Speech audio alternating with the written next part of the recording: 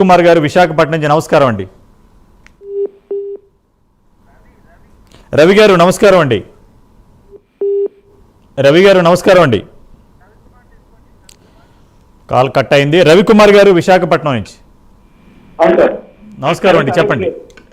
అదే చైతన్య కాలేజీ మిగతా కాలేజీలు అన్నిటి మీద కూడా ప్రభుత్వం చర్యలు తీసుకుంటే బెటర్ కదా సార్. ఇప్పుడు సర్టెన్ ఫీజు నిర్ణయించి ఫలానా క్లాస్ కి స్కూల్స్ కాలేజీ అన్నిటి కూడా ప్రభుత్వం చర్యలు తీసుకుంటే బెటర్ కదా సార్. చైతన్య ఒకటే కాదండి, కార్పొరేట్ కాలేజీలు అన్నిటి మీద ప్రైమ్ 9 ప్రత్యేక కథనాలు చేస్తున్నాం మీ అందరి కోసం. చైతన్య అనేది ఒక స్కామ్ జరిగింది కాబట్టి ఒక సీన్ ఆఫ్ ఎఫెన్స్ లో చూపిస్తున్నాం తప్ప అన్ని కార్పొరేట్ స్కూల్స్ కాలేజీల్లో కూడా మొత్తం వ్యవస్థను మార్చాలి, ప్రక్షాళన చేయాలి. ఇంకా మీరు ఏమైనా చెప్పాలనుకుంటున్నారా? అలాగే ఫుడ్ హాస్టల్ కూడా ఫుడ్ సేఫ్టీ కూడా తీసుకుంటే బెటర్ సార్. ఫుడ్ సేఫ్టీ వాళ్ళు ఎప్పుడు రైట్ చేసి అట్లా ఒక్కసారి రాజు తలుసుకుంటే దెబ్బలకు కొదవేంటని, రాజు తలుసుకుంటే కింద అధికారులు చలనం వస్తుంది. సస్పెండ్ చేయటం మొదలు పెడితే అన్ని చక్కగా ఉంటాయి. రాబోయే రోజుల్లో మనకి మంచి జరుగుతుందని ఆశిద్దాం. శివగారు వినపడుతుందా? నమస్కారం అండి, చెప్పండి. అసలు వీళ్ళకి అధికారులకు కానీ అక్కడ ఉన్న ఫ్యాకల్టీ కానీ ఈ కాలేజీ మేనేజ్మెంట్స్ ఏదైతే శ్రీ చైతన్య నారాయణ కార్పొరేట్ కాలేజీలు ఈ ఆన్లైన్ ఆఫ్లైన్ క్లాసెస్ ఇంకా మానట్లేదు, మాకు చాలా ఇబ్బంది ఉందని అనేక మంది పేరెంట్స్ మనకు ఫోన్ చేస్తున్నారు. ఆఫ్లైన్ ఆన్లైన్లో వీళ్ళు ఇంత నిస్సిగ్గుగా బరి తెగించేశారని చెప్పొచ్చు. అన్పార్లమెంటరీగా మనం మాట్లాడడానికి కొంచెం మన ఫోర్త్ ఎస్టేట్ మీడియా పదంగా మనం ఆ పదజాలం వాడలేకపోతున్నాం. కానీ వీళ్ళని సభ్య సమాజం చేదరించుకునే స్థితికి వెళ్ళిపోయారు. కానీ మీలాంటి విద్యార్థి సంఘ నాయకులు అక్కడికి వెళితే కేసులు పెట్టించుకుని మీ మీద దాడులు చేయడం చేస్తున్నారు. ఇంకా ఏ విధంగా వీళ్ళని అరికట్టాలనేది మీ దగ్గర ఏమన్నా యాక్షన్ ప్లాన్ ఉందా? సత్యనారాయణ గారు, ఇది ఇప్పటి నుంచి కాదండి, దశాబ్దాలుగా కార్పొరేట్ సంస్థలు ఎట్లా తయారైనాయంటే ఒక సిండికేట్ వ్యాపారాలకు తయారైనాయండి. ఇప్పుడు ఒక డబ్బున్న బిజినెస్ మ్యాన్ ఎవరైతే ఉన్నారో ఇప్పుడు ప్రాపర్ గా ఒక బిజినెస్ పెడితే నష్టం లేని బిజినెస్ ఏదైతే ఉందో ఒకటి విద్య వైద్యం రెండు మాత్రమే ఇన్వెస్ట్ చేస్తున్నారు. వాళ్ళకి ఎంత క్లియర్ గా అండర్స్టాండింగ్ అయిపోయిందంటే మనం ఇప్పుడు లాభాలు వచ్చే బిజినెస్ ఏది పేదవాడు ఎంత కడుపు కాల్చుకోనైనా సరే పిల్లవాడు వాళ్ళ పిల్లలకు పెట్టేది ఏంటి అంటే విద్యకి వైద్యానికి మాత్రమే పెట్టగలుగుతాం. సో దాన్ని వీళ్ళు క్యాష్ చేసుకున్నారు. దీన్ని ఒక విద్యని ఒక వ్యాపారం చేసి ప్రతి ఒక్కరు ఫస్ట్ ఆలోచిస్తున్నారు ఏంటంటే ఇన్వెస్ట్మెంట్ అంటే విద్య లేదంటే వ్యాపారం.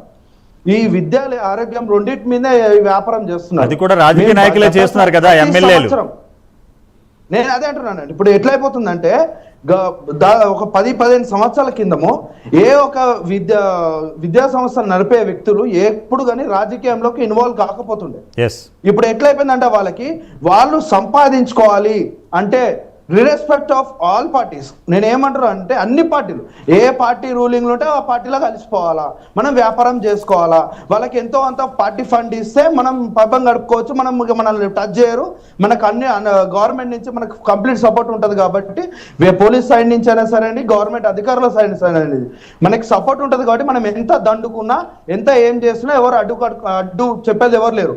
సో మనం ఎన్ని విద్యార్థి నాయకులు సంఘాలు ఎన్ని వచ్చినా కానీ ఒక పోలీస్ వ్యవస్థను అడ్డు పెట్టుకొని మా మీద కేసులు పెట్టడము, అరాచకంగా మా మీద దాడులు చేయడం జరుగుతుంది. మీరు మొన్న దాదాపు చూసుకుంటే 2 months బ్యాక్ అయ్యప్ప సొసైటీలో మేము అడ్డు చెప్పడానికి పోతే మా మీద దాడులు చేయడం, అంటే ఒక విద్యార్థి సంఘాల మీద దాడులు చేయడం మీరు చూస్తున్నారు. మీడియాలో మీరు ఎన్నో చూసారు. అయినా కూడా మా మీద రిటర్న్ కేసులు పెట్టడం జరిగింది. ఒక విద్యార్థి సంఘాల మీద కేసులు పెట్టడం జరుగుతుంది. ఇది ప్రక్షాళన జరగాలంటే ఒక విద్యార్థి సంఘమే కాదు, ఒక పార్టీ తరఫునే కాదు, అన్ని పార్టీలు, అన్ని విద్యార్థి సంఘాలు, అన్ని మీడియా సంస్థలు కలిసి కట్టుగా అండ్ కీలక భూమిక ప్రధానంగా పోషించాల్సింది పేరెంట్స్ అండి. ఇది పేరెంట్స్ ఎట్లా అయిపోతున్నారంటే మా పిల్లవాడు చదవాలి, మా పిల్లాడు ముందుకెళ్ళాలి, ఫస్ట్ ర్యాంకులు కాకుండా మంచి ర్యాంక్స్ రావాలనే ఉద్దేశంతో పాపం వాళ్ళు 10,000 జీతం 20,000 జీతాలు వచ్చినా కూడా అప్పులు చేసుకొని మా పిల్లడు ఊర్లో అయితే కాదు మా సిటీలో చదవాలనే ఉద్దేశంతో అప్పులు చేసి మరి సిటీలో కార్పొరేట్ విద్యా సంస్థలకు జాయిన్ చేయడం జరుగుతుంది. వాళ్ళు ఎంతసేపు మా పిల్లలు చదవాలని చూస్తున్నారు కానీ ఆ ఇన్ఫ్రాస్ట్రక్చర్ ఎలా ఉంది, వాళ్ళు ఏ విధంగా ఫ్యాకల్టీ వాళ్ళు ఎలా విద్యాభ్యాసం అనేది చెప్తున్నారని వాళ్ళు చూడట్లేదు.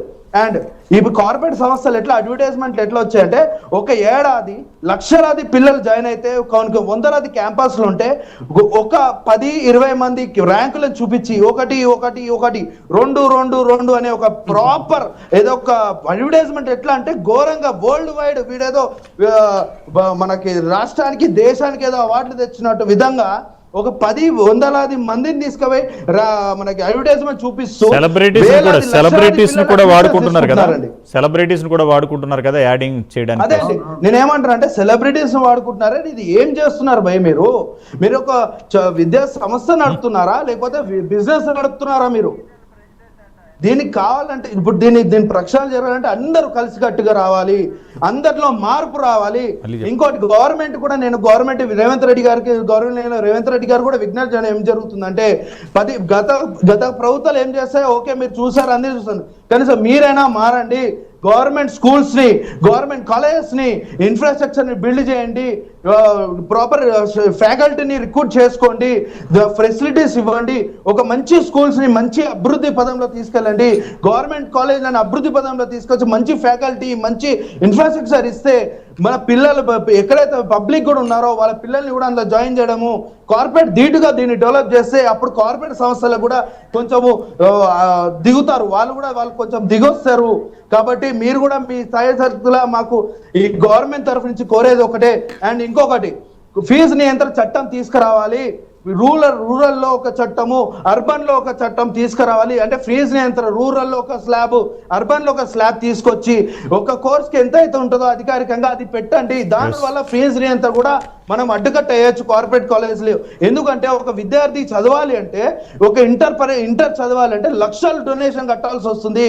పేరెంట్స్ కి వచ్చే జీతము 70 నుంచి 80% ఒక విద్యకి వైద్యానికే పోతే ఆ పేరెంట్స్ ఎలా బతుకుతారు?